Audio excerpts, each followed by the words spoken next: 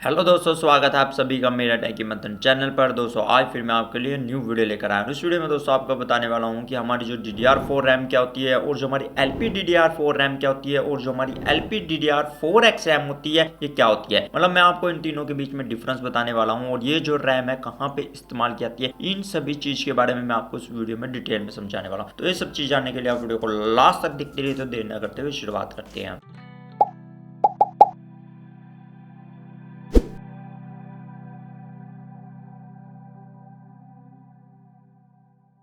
दोस्तों यहाँ पे इन तीनों के बीच में जो मेजर डिफरेंस होता है वो होता है यहाँ पे जो वोल्टेज और डाटा ट्रांसफर का। दोस्तों सबसे पहले हम समझते हैं यहाँ पे DDR4 रैम क्या होती है। यहाँ पे दोस्तों DDR4 रैम का मतलब होता है डबल डाटा रेट रैम। मतलब सिंपल मतलब आप ये समझ सकते हैं कि हमारी जो रैम है वो 4 जनरेशन की है, तो इसे हम ऐसे बोलते हैं डबल डाटा रेट 4 जनरेशन वाली हमारी जो रैम है। उसमें दोस्तों आपने देखा होगा कि जब भी हम कोई पीसी बिल्ड करना चाहते हैं तो वहाँ पे दोस्तों आपने देखा होगा कि यहाँ पे जितने भी हमारे मदरबोर्ड होते हैं वहाँ पे लिखा होता है कि ये जो है इतने मैक्सिमम मेगाहर्ट्ज की रैम सपोर्ट करता है, मतलब DDR4 में। या फिर मान लीजिए हम कोई प्रोसेसर बाय करते हैं तो वहां पे आपने दोस्तों देखा होगा कि जो DDR4 रैम को सपोर्ट करता है और वहां पे लिखा होगा कि ये जितनी मैक्सिमम मेगाहर्ट्ज की रैम सपोर्ट करता है। ऐसे मान लीजिए कोई हमारी रैम होती है DDR4 की, तो उसमें भी आपने देखा होगा कि डिफरेंट डिफरेंट मेगाहर्ट्ज की आपको रैम देखने को मिलती है। तो यहाँ पे दोस्तों क्या होता है कि वो जो होती है किसी वोल्टेज से चलती है, मतलब यहाँ पे ये होता है कि जब पावर देंगे तब भी वो चलेगी, क्योंकि यहाँ पे इसका काम क्या होता है, जब तक उसमें वोल्टेज देंगे तब तक उसमें जो इन्फॉर्मेशन स्टोरेज होगी, जहां पे उसमें वोल्टेज कट हुई तो वहां पे उसमें सारी इन्फॉर्मेशन जो उड़ जाएगी। तो यहाँ पे रैम का हमारा ये काम होता है। तो वहां पे दोस्तों क्या होता है कि ये जो हमारे वोल्टेज पे चलती है, मतलब जितनी भी DDR4 वाली जो रैम होती है वो जो सपोर्ट करती है 1.2 वोल्ट पे चलती है। तो वहां पे दोस्तों आपने देखा होगा जितने भी हमारे पीसी होते हैं, मतलब जिसमें जो रैम लगती है वो ज्यादातर DDR4 रैम होती है। आपने दोस्तों देखा होगा कि जितने भी ज्यादातर हमारे पीसी में जो रैम लगती है वो DDR4 ही रैम होती है। अब दोस्तों ये तो बात होगी कि वहां पे वोल्टेज के बारे में। अब दोस्तों वहां पे आप देखिए कि वहां पे जो उनका डाटा ट्रांसफर रेट है वो जो आप देखेंगे DDR4 में आप यहाँ पे देख सकते हैं, जैसे कि आप अपनी स्क्रीन पर देख सकते हैं। आपको यहाँ पे देखने को मिलेगा कि जितनी भी हमारी DDR4 रैम होती है उनकी जो डाटा ट्रांसफर रेट देखेंगे तो वहां पे आप देख सकते हैं कि वो जो 1600 से लेके वहां पे आपको 3200 मेगा ट्रांसफर पर सेकंड तक की आपको वहां पे स्पीड देखने को मिलेगी। तो यहाँ पे आपको जितने भी पीसी होते हैं उनमें सब में आप देख सकते हैं कि रैम होती है जो हमारी डिफरेंट डिफरेंट वहां पे जो मेगा ट्रांसफर वाली होती है, तो वहां पे वो उस हिसाब से सपोर्ट भी करती है। तो यहाँ पे दोस्तों जितने भी हमारी DDR4 रैम होती है वो ज्यादातर पीसी में इस्तेमाल की जाती है, मतलब जो हमारा डेस्कटॉप पीसी होती है। अब दोस्तों हम यहाँ पे बात करते हैं कि हमारी जो LPDDR4 मेमोरी का यहाँ पे क्या मतलब होता है। दोस्तों यहाँ पे आपको देखने को मिलेगा कि जितनी भी हमारी जो LPDDR4 होती है, जिसका मतलब यहाँ पे होता है low power double data rate RAM 4 generation वाली। आप सिंपल मतलब ये समझ सकते हैं। तो यहाँ पे वो जो रैम होती है वो ज्यादातर आपको देखने को मिलेगा कि यहाँ पे जो लैपटॉप होते हैं या फिर मान लीजिए आपके जितने मोबाइल फोन होते हैं उनमें आपको ज्यादातर ये रैम देखने को मिलती है, क्योंकि ये दोस्तों लो पावर पे काम करती है। और यहाँ पे क्या होता है कि जिसकी वजह से ज्यादातर जो हमारे लैपटॉप होते हैं, क्योंकि वहाँ पे उसमें क्या होता है कि इतनी ज्यादा जो सोर्स नहीं होती, मतलब पावर ट्रेन इतनी ज्यादा नहीं होती। वहाँ पे आपने दोस्तों देखा होगा कि वहाँ पे जो प्रोसेसर भी होते हैं और जो बाकी जो कंपोनेंट भी होते हैं वो लो पावर कंजप्शन होते हैं, जिनकी वजह से क्या होता है कि वहाँ पे आपका जो लैपटॉप है ज्यादा देर तक चल सके। ऐसे मान लीजिए कि हमारी जो रैम भी होती है जो उसमें इस्तेमाल की जाती है, जैसे LPDDR4, वो भी जो लैपटॉप होते हैं या फिर टैबलेट होते हैं या फिर मान लीजिए मोबाइल फोन होते हैं उनके अंदर इस्तेमाल की जाती है, ताकि वहाँ पे जो वो कम वोल्टेज पे ज्यादा परफॉर्मेंस दे सके। तो वहाँ पे दोस्तों आप देखेंगे कि वो जितनी भी हमारे LPDDR4 होती है वो जो 1.1 वोल्ट पे काम करती है। आप दोस्तों देखेंगे कि वहाँ पे मान लीजिए उसकी थोड़ी सी कम है DDR4 से, पर इतनी में भी आपके वहाँ पे जो बैटरी सेविंग काफी ज्यादा होती है। तो वहाँ पे दोस्तों आप देखेंगे कि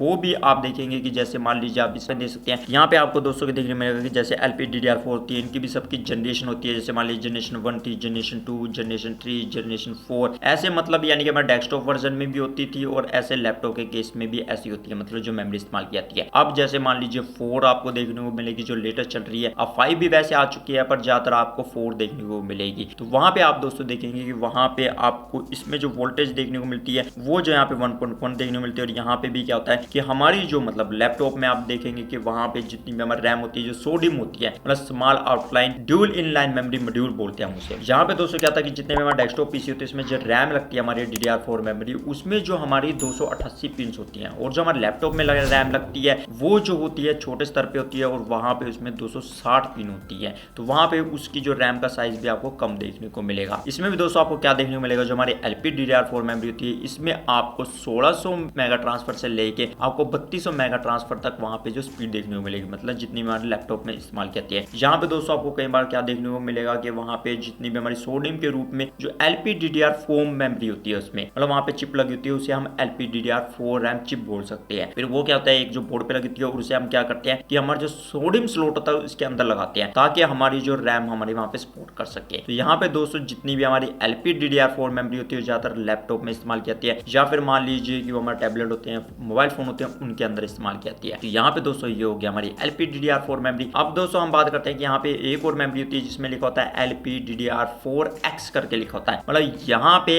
X जो हमें डिनोमिनेटर बताता है वो ये बताता है कि एक्सटेंडेड है, मतलब उसका एडवांस वर्जन है या एक्सटेंडेड वर्जन है। उसका मतलब ये है कि उसमें इनहैंस वर्जन है, मतलब उसमें कुछ एक्स्ट्रा है, या इस तरह हम बोल सकते हैं। मतलब X का मतलब आप ये तीन चीजें ले सकते हैं, मतलब उसमें एक्स्ट्रा कुछ चीज है या इनहैंस वर्जन है, या फिर मान लीजिए कि उसका एक्सटेंडेड वर्जन है मतलब LPDDR4 मेमोरी का। तो इसे हम बोलेंगे low power double data rate RAM 4 generation वाली जो एक्सटेंडेड या इनहैंस वर्जन वाली है। इसमें दोस्तों आपको यहाँ पे क्या देखने को मिलता है कि यहाँ पे आपको वोल्टेज काफी कम देखने को मिलती है। यहाँ पे आपको 0.6 वोल्टेज का आपको देखने को मिलता है, मतलब जिसे चलती है। और यहाँ पे दोस्तों इसमें और क्या फर्क होता है कि इसमें आपको जो ट्रांसफर रेट देखने को मिलता है, डाटा ट्रांसफर रेट, वो भी आपको काफी ज्यादा देखने को मिलता है। मतलब यहाँ पे आपको LPDDR4 के अंदर आपको यहाँ पे 4267 मेगा ट्रांसफर पर सेकंड का आपको जो डाटा ट्रांसफर रेट देखने को मिलता है। तो यहाँ पे दोस्तों आप देखिए कि LPDDR4X होती है, इसमें आपको जो वोल्टेज भी कम कंजप्शन होती है और मतलब आपकी बैटरी परफॉर्मेंस काफी ज्यादा देगी लैपटॉप या फिर मान लीजिए आप टैबलेट या फिर मोबाइल फोन इस्तेमाल कर रहे हैं, और वहां पे आपको जो डाटा ट्रांसफर रेट है वो भी बहुत ज्यादा देखने को मिल रहा है। और यहाँ पे दोस्तों ये ध्यान रखिए कि जितने भी हमारे जिसमें ये LPDDR4X इस्तेमाल करती है, चाहे मान लीजिए हमारा लैपटॉप हुआ, तो वहां पे आपको देखने को मिलेगा कि ये जो चिप होती है LPDDR4X वाली, ये जो क्या की होती है कि हमारे मदरबोर्ड के ऊपर ही एम्बेडेड की होती है। इसको आप निकाल नहीं सकते, ना वहां पे चेंज कर सकते हैं। चेंज करेंगे कि वहां पे सोल्डरिंग मेथड बहुत तकड़ा होता है, मतलब मशीन का सहारा लेना पड़ता है, और या फिर आप वहां पे इसे बढ़ा नहीं सकते। आपकी जितनी लगी होगी आप उतनी ही इस्तेमाल करनी पड़ेगी। जैसे आपने देखो दोस्तों देखा होगा कि जितने भी हमारे जो स्लिम ट्रिम बड़े लैपटॉप आते हैं उनमें आपको ये देखने को मिलेगी कि ये जो LPDDR4X की मेमोरी होती है। यहाँ पे दोस्तों आप देखेंगे कि वहां पे उसके स्पेसिफिकेशन में लिखा भी होता है कि ऑन बोर्ड मेमोरी।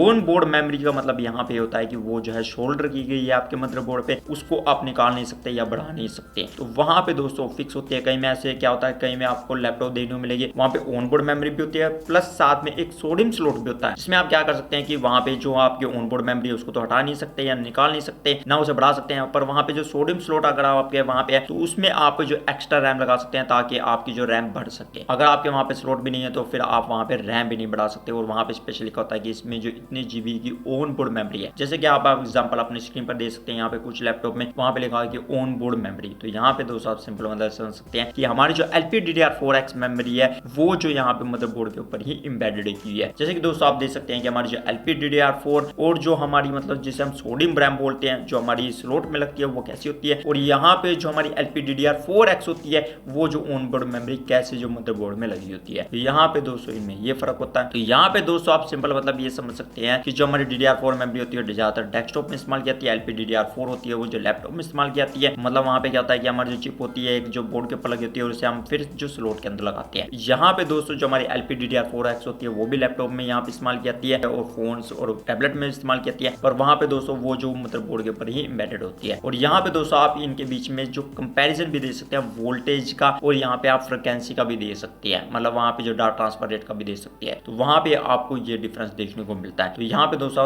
यहाँ पे DDR4 होती है वो 1.2 वोल्टेज पे काम करती है, जो हमारी LPDDR4 होती है वो 1.1 वोल्ट पे काम करती है, और जो हमारी LPDDR4X होती है वो 0.6 वोल्ट पे काम करती है। और वहां पे दोस्तों इनकी जो ट्रांसफर रेट देखेंगे तो वहां पे आपको देखने मिलेगा DDR4 में 1600 से लेकर आपको 3200 मेगा ट्रांसफर पर सेकंड स्पीड देखने मिलती है। LPDDR4 में भी आपको सेम देखने को मिलती है। और उससे बाद दोस्तों यहाँ पे क्या होता है कि हमारी जो LPDDR4X होती है इसमें आपको 4267 मेगा ट्रांसफर पर सेकंड की आपको वहां पे स्पीड देखने मिलती है, जो वोल्टेज के हिसाब से मतलब कम वोल्टेज की खपत करके भी आपको बहुत ज्यादा वोल्टेज देती है। और वहां पे दोस्तों उसका प्राइस भी काफी ज्यादा बढ़ जाता है। यहाँ पे भी दोस्तों जो हमारी LPDDR4X मेमोरी होती है ये डिपेंड करता है कि वहां पे प्रोसेसर कौन सा लगा और कौन सी जनरेशन वाला है। जैसे मान लीजिए कि हम इंटेल का प्रोसेसर लेते हैं और यहाँ पे i7 1065G7 प्रोसेसर लेते हैं। अगर हम इसी स्पेसिफिकेशन में देखें तो यहाँ पे आपको देखने को मिलेगा sport dual channel sport RAM support करता है, और यहाँ पे LPDDR4X 3733 मेगाहर्ट्ज तक की मैक्सिमम जो रैम सपोर्ट करता करता है। और वहां पे आप मान लीजिए आप 11 जनरेशन का देखेंगे, वहां पे कोई प्रोसेसर है और वहां पे आप देखो दोस्तों देखने को मिलेगा कि वो जो है यहाँ पे 4267 मेगाहर्ट्ज की वहां पे मैक्सिमम रैम सपोर्ट करता है। तो दोस्तों ये भी डिपेंड करता है कि हमारा वहां पे प्रोसेसर कौन सा है और वहां पे हमारी जो रैम की जो चिप लगी है LPDDR4X वो कितने जो